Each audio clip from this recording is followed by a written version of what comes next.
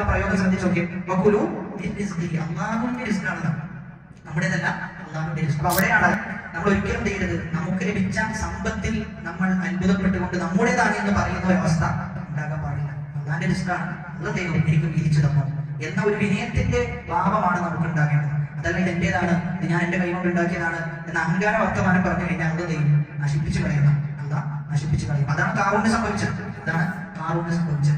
ഒരു നിങ്ങൾ ഭക്ഷിച്ചു കൊള്ളുക അല്ലാഹുവിന്റെ റിസ്കിൽ നിന്ന്. അപ്പൊ റിസ്ക് എന്ന് പറയുമ്പോൾ നമ്മൾ സമ്പാദിക്കുന്നത് തിന്നാൻ വേണ്ടി മാത്രമാണോ? അല്ല. പിന്നെ നമ്മുടെ കുരുവെന്ന് ആദ്യം പറഞ്ഞത് സമ്പാദിക്കുന്നത് തിന്നാൻ വേണ്ടി മാത്രമല്ല. പക്ഷെ കുരു എന്താണ് ചെയ്യുന്നത്? ആദ്യത്തിൽ പറഞ്ഞിട്ടുണ്ട്, നിങ്ങൾ തിന്നുകൊള്ളുക അല്ലാഹുവിന്റെ റിസ്കിൽ നിന്ന്. കാരണം ആദ്യം കിട്ടേണ്ടത് കൊടുക്കാം, വയറ്റിലേക്കാണ് ആദ്യം കിട്ടേണ്ടത്, എന്നാലേ നമുക്ക് എണീച്ചിരിക്കാൻ പറ്റുള്ളൂ.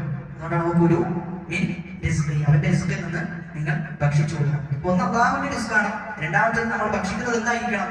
അനുവദനീയമായതുമായിരിക്കണം, അല്ലാഹു ഹലാലാക്കിയതായിരിക്കണം. കാരണം അല്ലാഹുവിന്റെ റിസ്കാണ്. അല്ലാഹുവിന്റെ റിസ്ക് തരേണ്ടത് അല്ലാഹു അനുവദനീയമാക്കിയ